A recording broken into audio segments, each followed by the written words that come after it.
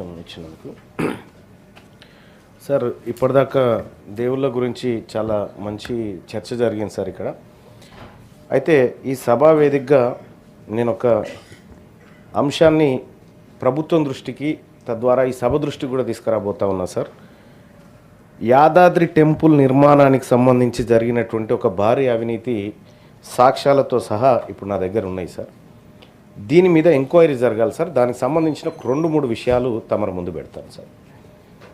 Sir ఇక్కడ ఈ water bottle ఉంది సార్. ఈ వాటర్ బాటిల్ నిర్మించినందుకు ఇక్కడి నుంచి ఇక్కడికి ఒకసారి ఎంబీ, ఇక్కడి నుంచి ఇక్కడికి ఒకసారి ఎంబీ సార్. కొన్ని ఉదాహరణలు చెప్తే సార్ చాలా షాకింగ్ విషయాలు. ఇవి రైట్ టు ఇన్ఫర్మేషన్ ద్వారా తీసుకున్నటువంటి అంశాలు సార్. ఇందులో ప్రధానంగా సార్ ఈ యాదాద్రి నిర్మాణానికి సంబంధించినటువంటి కీలకమైనటువంటి అధికారులందరినీ అవుట్సోర్సింగ్ ప్రాతిపదికన తీసుకున్నారు సార్. అందులో 8 మంది అత్యంత కీలకంగా ఉన్నారు సార్. ఒక అవుట్సోర్సింగ్ అధికారి, ఆయనది ఆడ పనిచేస్తాడు, ఆయన రెస్పాన్సిబిలిటీ ఏముండదు సార్. ఆయన లయబుల్ కాడు రేపు పొద్దున. అదే ప్రభుత్వ అధికారి అయితే ఖచ్చితంగా లయబుల్ అవుతాడు సార్. ఒక అవుట్సోర్సింగ్ అధికారి ద్వారా దాదాపు 1300 కోట్ల రూపాయల టెండర్లు పిలిచినారు. అతనికి ఏ రెస్పాన్సిబిలిటీ లేదు సార్. ఇది ప్రజాధనం.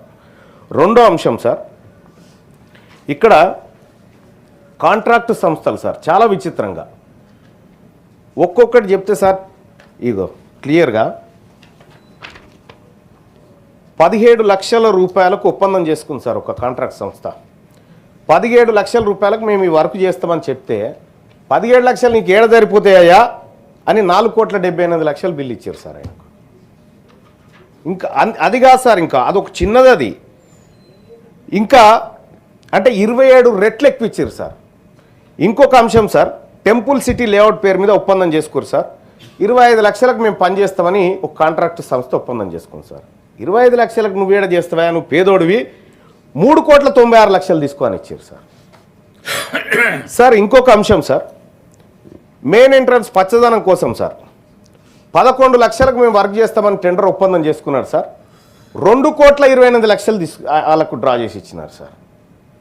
ఇట్లా సార్ సాయి పవని కన్స్ట్రక్షన్స్ అని చెప్పి ఒక కంపెనీ, ఇంకొక కంపెనీ సన్షైన్ ఇన్ఫ్రా అని ఇంకో కంపెనీ సార్. వీళ్ళిద్దరు కలిసి వాళ్ళు ఒప్పందం చేసుకుంది, సాయి పావని కన్స్ట్రక్షన్ ఒప్పందం చేసుకుంది 51 కోట్లు అయితే వాళ్ళకు 145 కోట్లు ఇచ్చినారు సార్. అలాగే సన్షైన్ ఇన్ఫ్రా అనేటువంటి టెంపుల్ సిటీ అభివృద్ధి కోసం ఆయన ఒప్పందం విలువ తక్కువ ఉంటే ఆయనకు 129 కోట్లు ఇచ్చినారు సార్. అసలు ఎట్లా ఇది 300 నుంచి 2000% వరకు ఎక్కువ చెల్లింపులు చేసిరు సార్. దీనికి ఎవరికి రెస్పాన్సిబిలిటీ సార్? ఇక్కడ క్లియర్గా సార్ ఈ కంపెనీలు ఏవైతే ఉన్నాయో దీనిపైన ఎంక్వైరీ జరగాలి సార్. యాదాద్రి నిర్మాణం చాలా పవిత్రమైంది సార్. తమరు కూడా వచ్చినారు సార్ మొన్న ఏకాదశి రోజు. మేము కూడా అందరం కూడా లక్ష్మీనరసింహస్వామి వారి దైవ దర్శనానికి పోతాం సార్.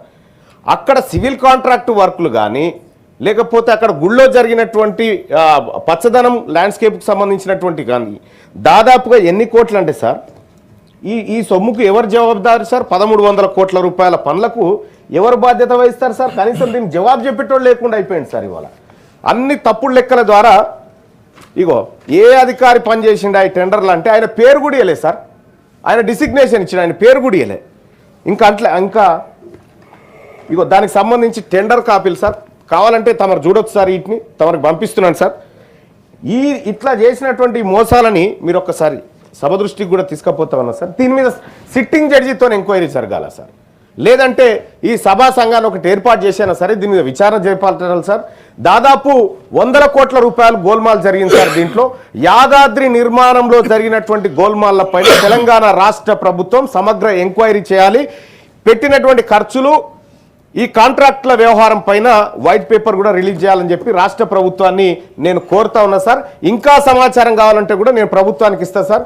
ఈ ప్రభుత్వం దయచేసి గౌరవ సభాపతి గారు తమరి ద్వారా ప్రభుత్వాన్ని రిక్వెస్ట్ చేస్తా ఉన్నా సార్, ఎంక్వైరీకి ఆదేశించండి సార్. Thank you sir.